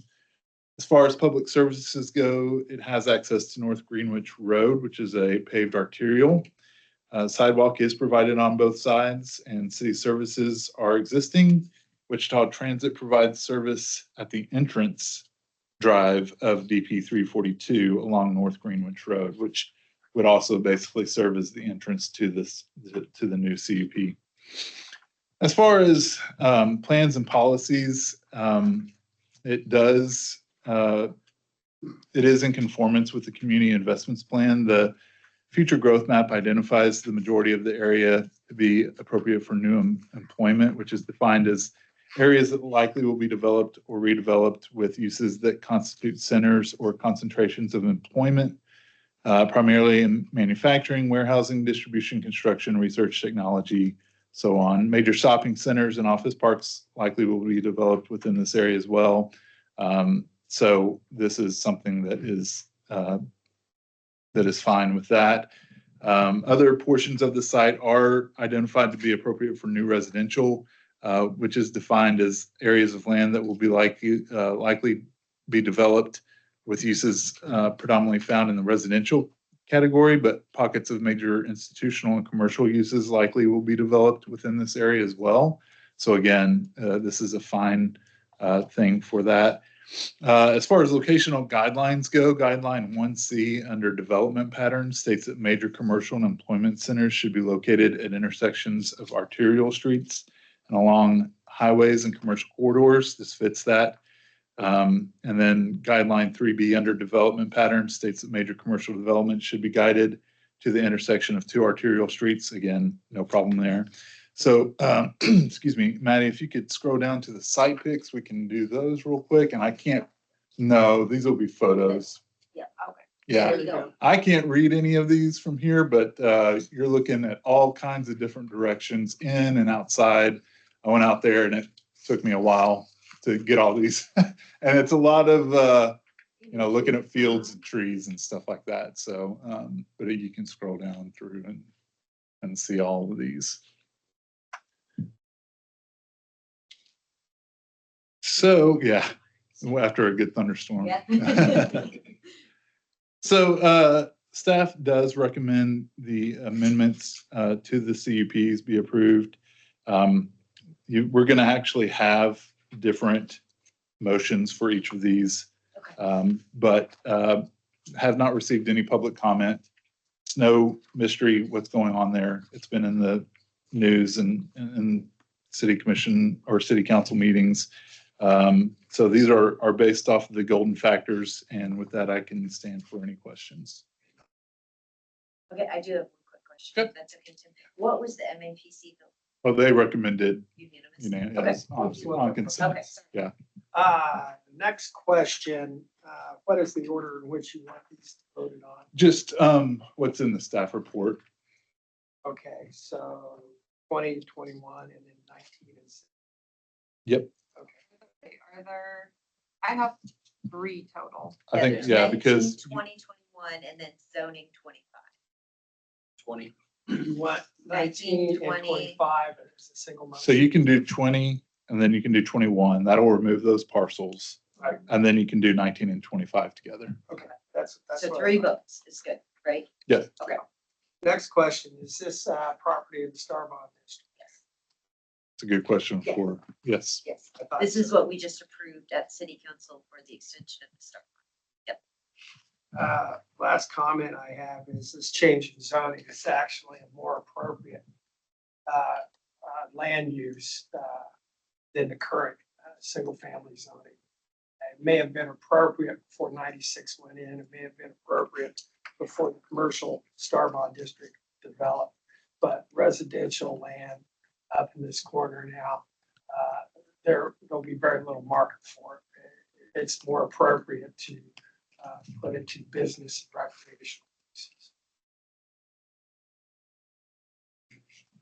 Any other questions for Brett? Okay, we'll open it up to the public. Does anybody have any questions for Brett? Any negative impact on the 96 trail? No, in fact, they are wanting to open up, and this is from the developer. I don't see anyone from okay, Baughman. Would you want to comment on that? So Brett, if it's okay, are there any other questions? Seeing none, what we'll do then, Brett, is we Sure. give we follow MAPC rules. So then now we'll give the applicant or the applicant's agent an opportunity to come forward. You can answer the question, and then if you want to say anything, and then we'll ask the district advisory board if they have any questions for the applicant's agent. Then we're going to bring it back to the district advisory board for discussion and then whatever votes. So if you want to answer the question and then anything else you want to say, would you please introduce yourself and your favorite thing about Wichita? Morgan Kuhn.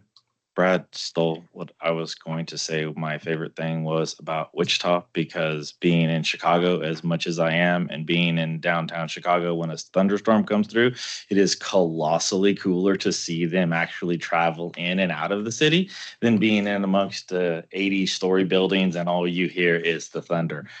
So My favorite thing after that is the fact that it doesn't matter where I go in the city, I tend to run into somebody that I know, which aggravates my wife to no end because then I just talk and she can't continue about her day.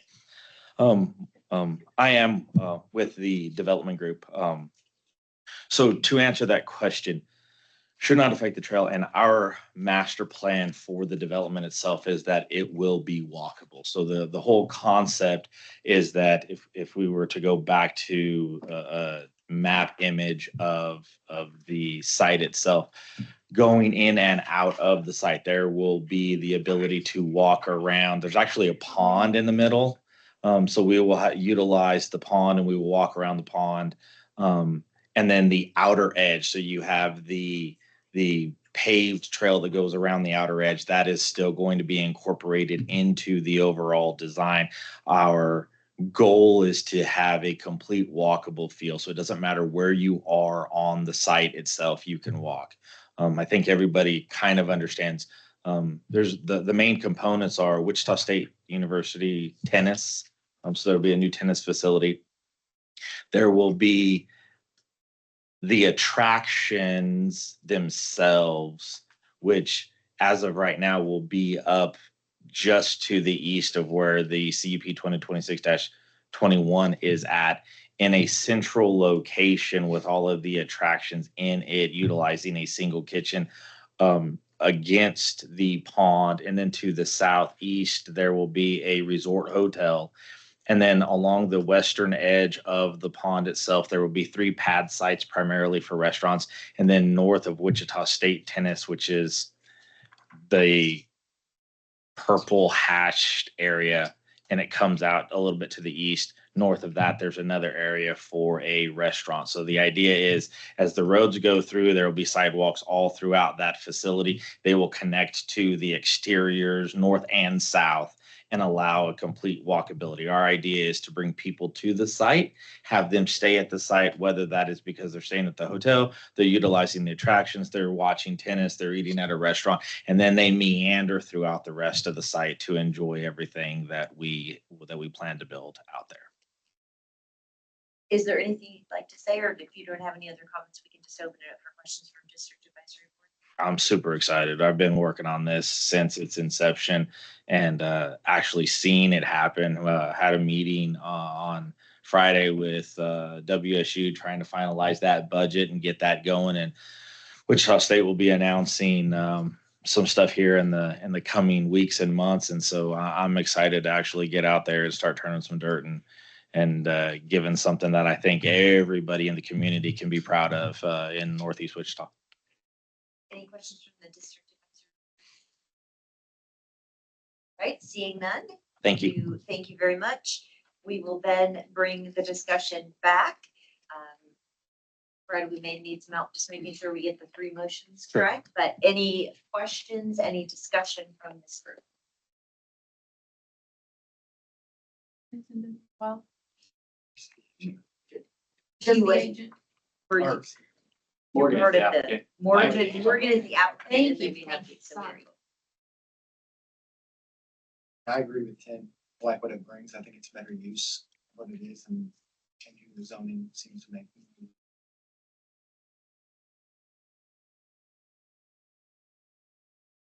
So, should I make a motion to approve the first?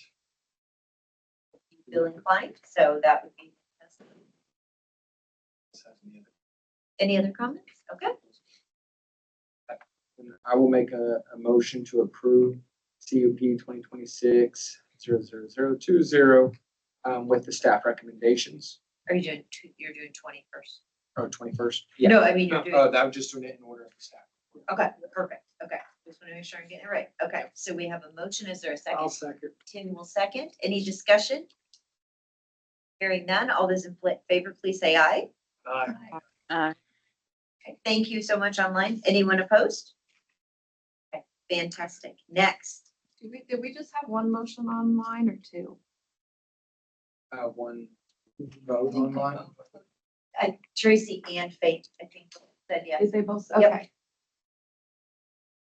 Okay, next. I move approval of CUP 2026-00021, subject to staff recommendations. Second. We have a motion and a second. Any discussion? Seeing none, all those in favor say aye. Aye. Anyone opposed?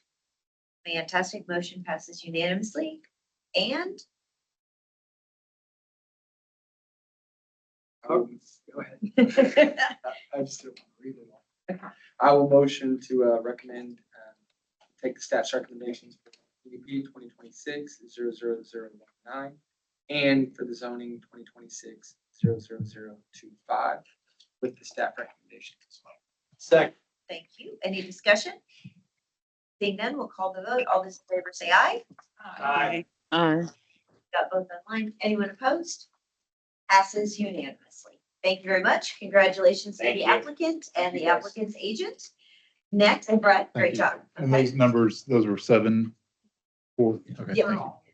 7-0. Thank you. You are correct.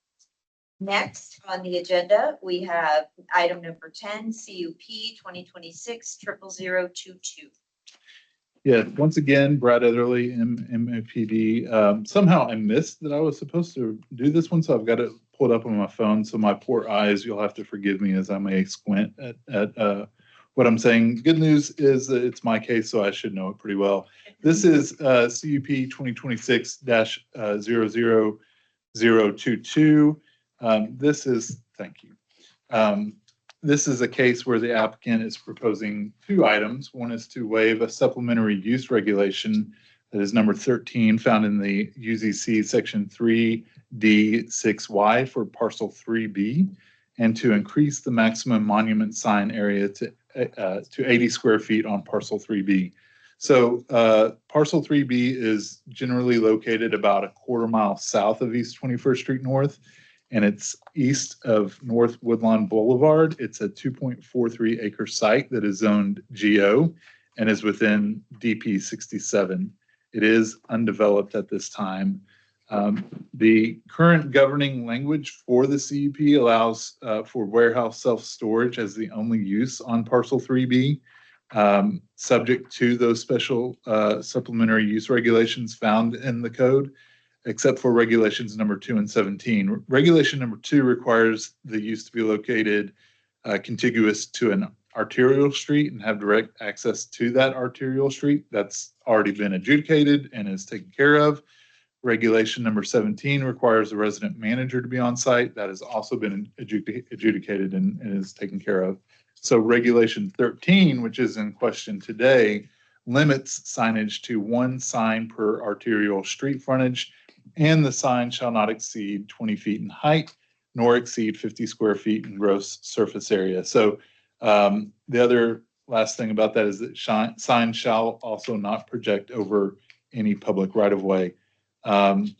The subject site is not located on an arterial street, so therefore, if regulation number 13 were not waived, the site would not be able to construct a monument sign. Staff recommends adding a slight condition of approval that prohibits any sign from projecting into any public right-of-way, so we don't lose that portion of it. And the applicant is also requesting to increase the signage square footage from 50 to 80 square feet, which is an increase of 60%. If the subject site were not governed by DP 67, the sign code would limit 1 monument sign to 32 square feet in the GO district. And all of those supplementary use regulations can be found at the end of the report. As far as surrounding context, again, Maddie, I'm going to ask you if you can scroll down to the zoning map. Thank you. The property to the north is zoned GO and is within DP 67, and it's developed as a surface parking lot. Property to the west is zoned LC and is within DP 67 and is developed with a laundromat. Property to the south across East Rock Hill Lane is zoned SF5 and is developed with a church. Property to the east is zoned GO, is within DP 67 and is developed with 2 office buildings. A little bit of case history. On August 8th, 1977, the property was platted as part of the Northborough Addition. In 1975, the Northborough Community Unit Plan was established, has to be one of our earliest ones. In 2007, actually, I'm going to skip that. Parcel 3 is a different parcel than the subject site. So in 2025, two administrative adjustments were approved, which adjusted parcel boundaries and reduced the building setback along East Rock Hill Lane from 80 feet to 35 feet. And then in 2025, an amendment to DP 67 was approved to permit warehouse self-service storage and changed the development standards for parcel 3B. And then on June 23rd, another adjustment was approved creating parcel 3B. The site does have access to East Rock Hill Lane, which is a paved local street with no sidewalks. It's currently served with municipal utilities, and transit serves the area approximately 1/2 mile to the north at East 21st Street North. As far as plans and policies, it is in conformance with the Community Investments Plan, where the map it says it's appropriate for residential and employment mix, which is defined as areas of land that will likely be developed with predominantly mixed nature uses, higher intensity business uses, residential housing types will be higher density. And so because this request is really about signage and the plan doesn't really specifically discuss signage, planning staff has determined the request would not be detrimental to the surrounding properties. It's also in conformance with the Wichita Places for People plan. Strategy 6 is to encourage infill and redevelopment that is contextual to the environment in which it is occurring. Again, this is a very commercial area with lots of different things. We feel like increasing the square footage from 50 square feet to 80 square feet is contextual to the environment. So based on that, if we can go to the site pics before I forget, I always try to forget those. Again, not going to be able to read those, but that's looking into the site and looking east away, and then looking south away and looking west away. I think that's all of them. So staff does recommend approval. These are based off of the golden factors. We do recommend the conditions listed in the staff report. And we have not received any public comment on this as well. So with that, I can stand for any questions. MIPC vote? It was recommended for approval. Okay, thank you so much. Questions from the district advisory board? I'm assuming when you do the notifications to the public, like the churches didn't have any, because there's two fairly nearby, they were notified. And Yeah. Yeah. No public comment from anybody. Any other questions from district advisory board? All right, Brad, take a break for a second. Does the applicant or the applicant's agent want to make any comments? You're welcome to if you would do. Okay. I don't necessarily have a comment. If there's any questions, so I'd stand for them. Any questions for the applicant or the applicant's agent? Where's the sign gonna go? Well, it'll be along the street frontage of Rock Hill. So, but if that, I can actually show you. sure. And if you could just state your name and address for the record. So Jeff Best, Bachman Company agent. Yeah. I'll do my best with this one. That's okay. I'm just kind of. You're getting a t-shirt tonight, right? Yeah.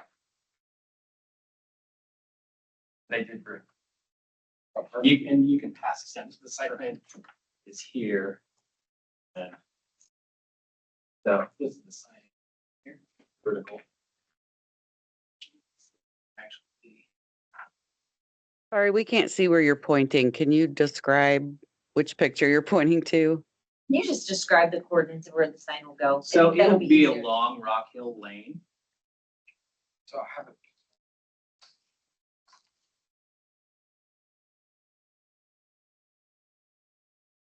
Oh, here it is. If you, Maddie, would you do me a favor? Did you scroll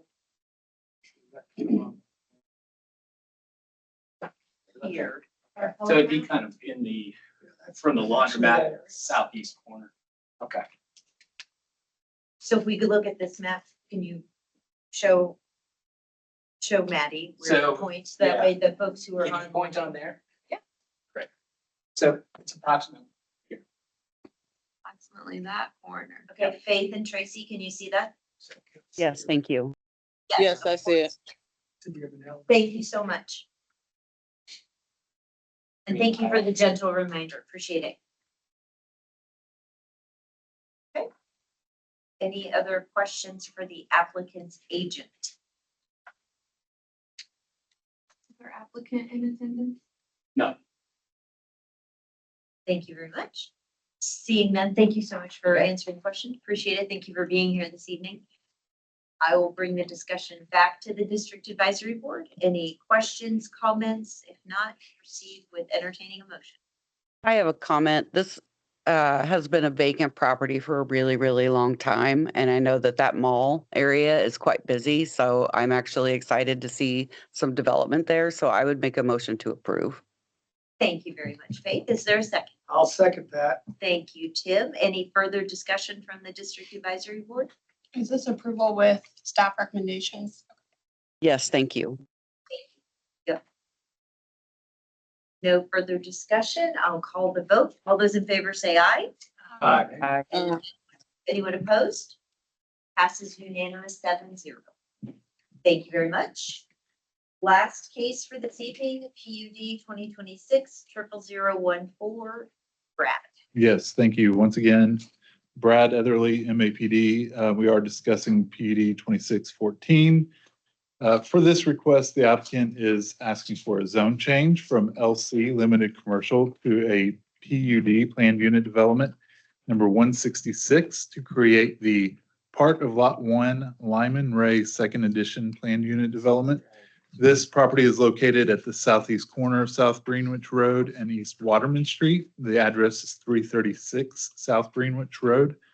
And the property is currently developed with a multi-tenant retail space. The applicant is requesting the zone change in order to allow tattooing and body piercing on site. Tattooing and body piercing as a use is not allowed on site, and all tattooing and body piercing facilities are subject to supplementary use regulations outlined in section 3D.6.EE of the UZC.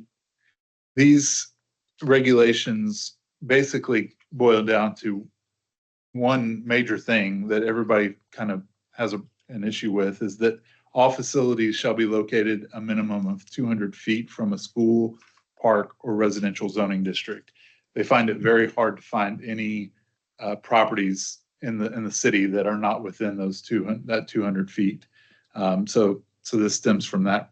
The applicant is requesting that all uses allowed in the LC zoning be permitted within the PUD, in addition to tattooing and body piercing. The applicant is also requesting the property be exempt from the distance requirements for tattooing and body piercing in its relation to residential zoning outlined in the first supplementary use regulation.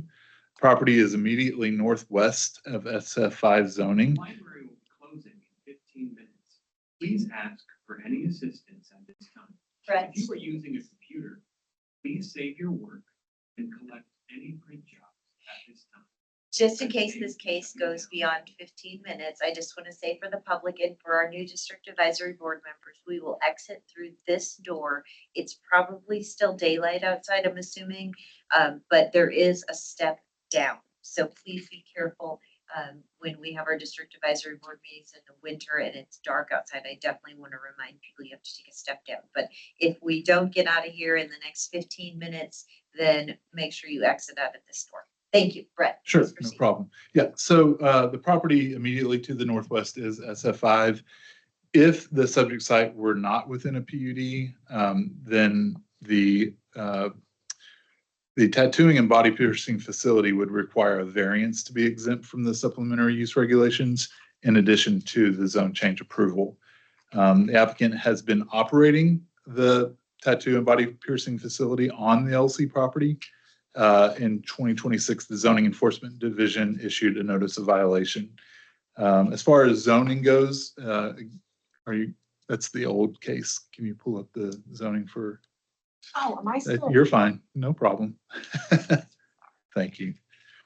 I'll go ahead and start though. The character of the neighborhood is commercial and manufactured home residential Property to the north is zoned MH manufactured housing and is developed with manufactured home park. Property to the east is zoned LC limited commercial and is undeveloped. Properties to the south are zoned GC general commercial and developed with a hardware store and self-service storage warehouse. And properties to the west are zoned LC and are developed with a multi-tenant retail space. As far as case history, in 1980s, subject site was platted as part of the Lyman Ray Second Edition. In 2016, a conditional use was approved, allowing for a nightclub in the city within the southeast corner of the shopping center. Staff does recommend that the PUD text transfers that nightclub in the city to the conditions of approval and to the PUD so that that stays. And there are no other zoning cases associated with the property. As far as public services, it can be accessed via South Greenwich Road, which is an arterial street with sidewalks on both sides. Municipal services are in place. Wichita Transit stops about 1/3 of a mile south of the subject site along East Kellogg Drive and South Greenwich Road. If we can scroll down to the future growth map, that one right there, thank you. The zone change is in conformance with the growth map. The map identifies the area as new employment, which is defined as areas that will be developed with uses that constitute centers or concentrations of employment, primarily in manufacturing, warehousing, distribution, construction, research, technology, business services, or corporate offices. And this kind of a use within an existing small-scale commercial retail center would fall within this category.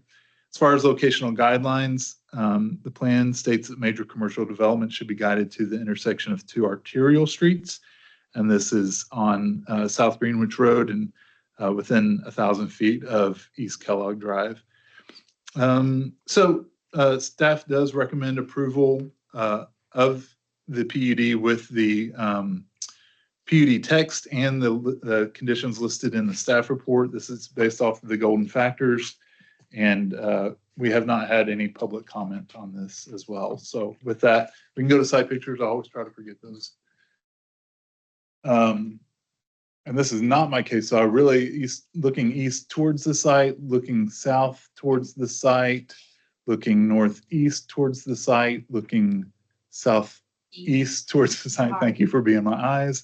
Looking north away, looking west away, looking southwest away, and looking east. Oh, sorry. Looking southeast away and looking east away. Thank you, Maddie. And just for context, for district advisory board members who have been here, this to the north of this is the manufactured home neighborhood that we've had 2 zoning request changes in the so just for context on Greenwich. Any questions for Brad?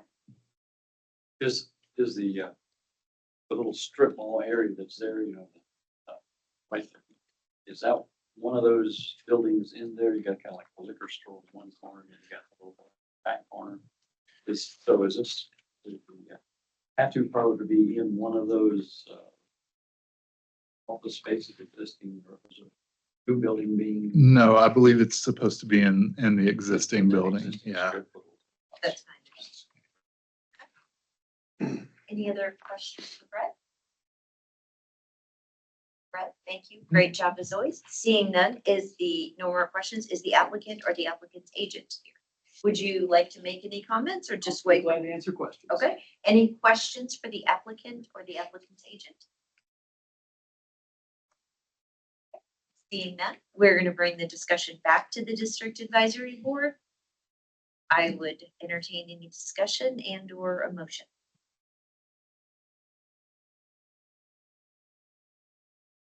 I'll make a motion to approve with staff recommendations.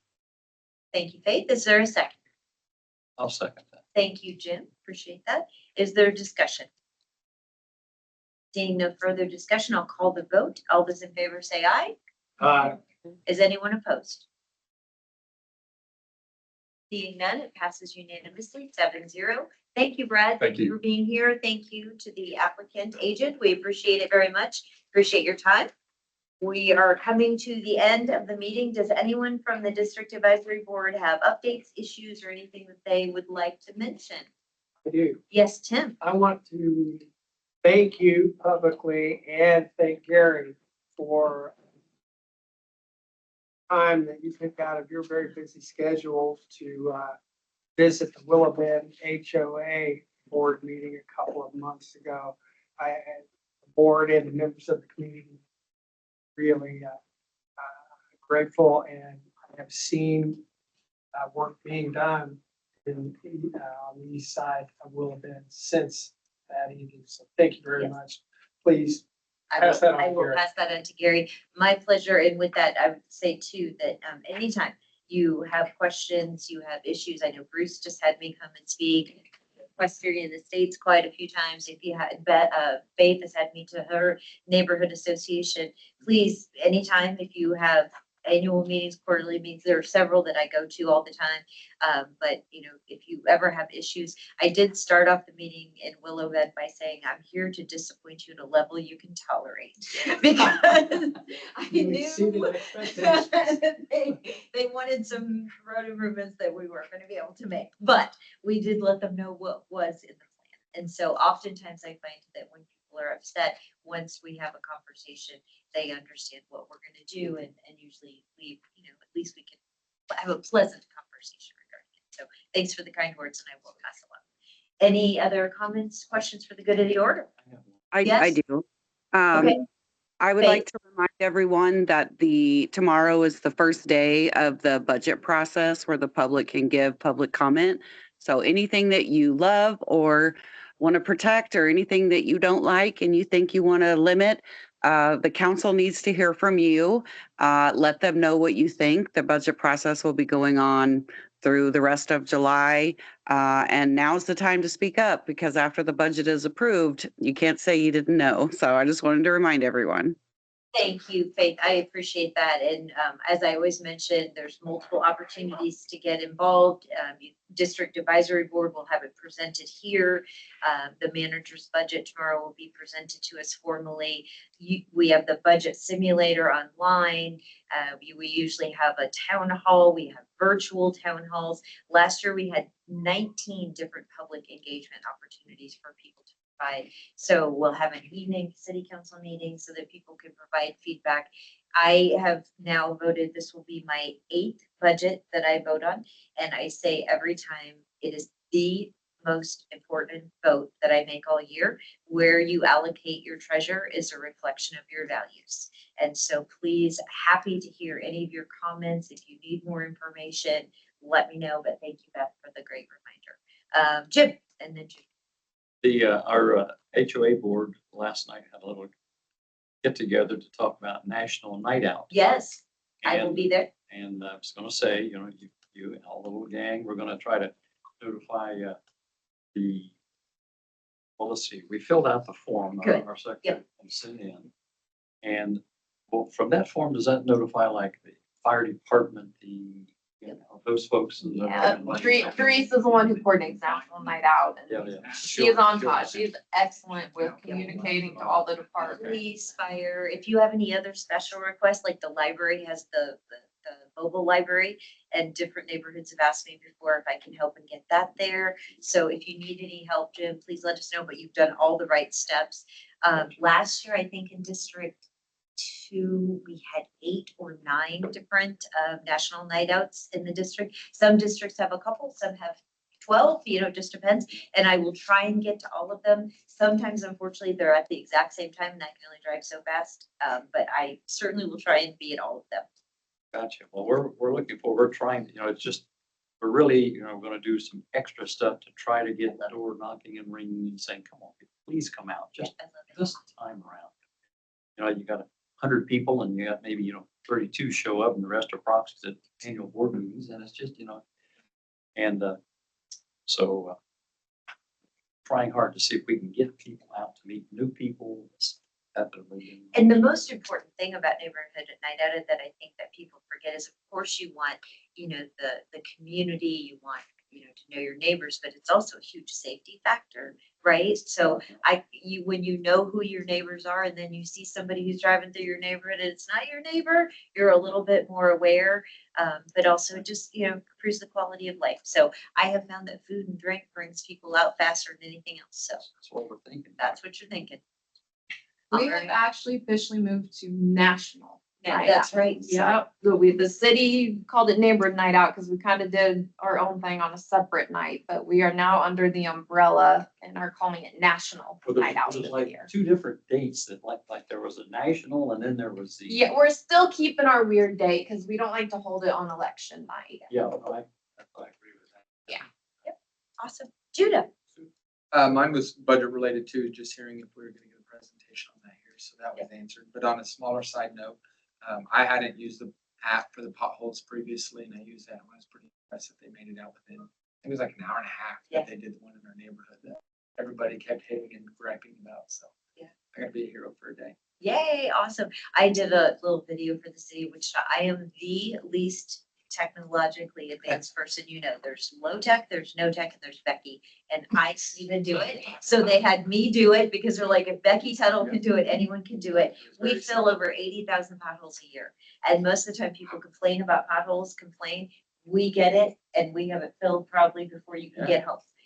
So please, if you have an issue or you have illegal dumping, sometimes you'll see that maybe sewer or some of the water lines are broken. Anything that you have, put in that portal on the app. And if you can take a picture, if you can do it safely, not while you're driving, but if you can take a picture and give the address, that helps us get there even faster. And and not taking anything away from that quick resolve and so forth, but also what that tells us is we need pavement. We need a lot of new pavement. Yeah, we do.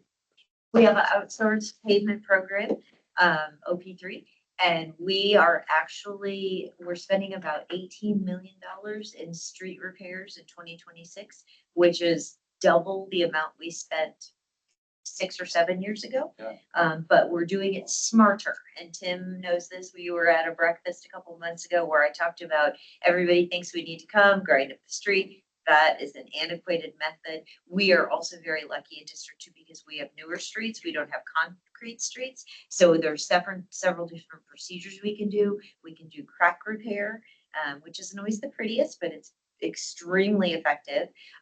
We can do overlays. So there's lots of different processes that are much more cost efficient. So District 2 probably has the best roads in the city. And the reason is because our roads are newer and have newer techniques. So we can also use the newer and less expensive techniques for repair. Our 20-year-old is ready for the overlay program. We've sealed cracks, seal system, but it needs. And ask Tim, if we do a presentation, or I can just send it to you on the website though, and I can help you get to it. We have our outsourced pavement preservation program, OP3, and you can look, that has the overall for the city, but then by district, and it tells you, you can look up your street and see where you are. And when every street, most people may not know this, so I won't belabor it, I'll get us out of here. Every street in the city of Wichita gets a grade. And we don't always just do worst first. We try and come up with a more effective system. We'll go out the back door. But we try and make sure that every district gets an equal amount of the funding that's allocated. How many lane miles? 5,200 lane miles in the city of Wichita. So we are doing the best that we can with repairing and taking care of what we got. It may seem counterintuitive, but preserving the streets is far more cost effective than fixing them after they break. So this pavement preservation program Becky is alluding to is not mill and overlay. It's not overlay. It's taking care of the streets before they get to that condition. And then the other thing I will highlight is we started a couple of years ago our paved street program. We still have 13 miles of dirt roads in the city of Wichita, in the city of Wichita, even in District 2. And so our priority for paving, those are the ones that are in the closest to the schools. Then we will go, the next area of proximity will be in low income neighborhoods. And then after that, so it'll probably take us 10 years to get done because it's incredibly expensive, but at least we're addressing it for the first time. That was a unanimous vote from city council 3 years ago. August 10th, right here, same place. Motion to adjourn, second. Second. All those in favor say aye. Aye. Anyone who wants to say bye. See you next month. Thank you, Maddie. Absolutely. Maddie, is this the best dab? It's a very efficient job. Thank you. Very the best dab. Yes. Wait, yes. I'm not allowed to have favorites. I'm covering so many. I like how you did that. Thank you to our documenter. Appreciate you being here. What's the name of the app that you do pop over reporting? It's for the city of Wichita. It's just on the city. That's through that app. I just Googled on the App Store, I just looked up city of Wichita, and it popped up and it has like the city of Wichita. Becky, I think the burster bubble on the app makes me know you, but we had an issue with water pressure in our And I neighborhood. think, yeah, Like that.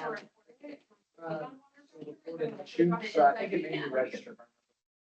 Let me know, because I've had other people do it and it The worked. water pressure Picture was one of those things where it just said, it's just good, and it came back. the next Yeah. morning. So it's a fluke thing. Yeah. Really, so I didn't have an issue. Has you type it when you down. Issue, You but- choose like a So what'd you think? specific spot on it, so like I can kind of. Yes, I'm glad they were non-contentious Yeah. cases too. Although the, And then I thought it'd be like. yeah, beacon. I wanted to ask a question about the last one, but I was like, it doesn't matter. You sure could have. It's okay. That app. It's your time. You know, the more of these I hear it constantly, because you hear. Well, I was gonna say, I'll- Thank you. Thank you, Mr. Jim. What's your name? Well, so I said. I was saying, there's a good chance, most tattoo. Yeah, feel free to just leave it there. Thank you so much. Well, a whole lot of regulations involved in tattoo.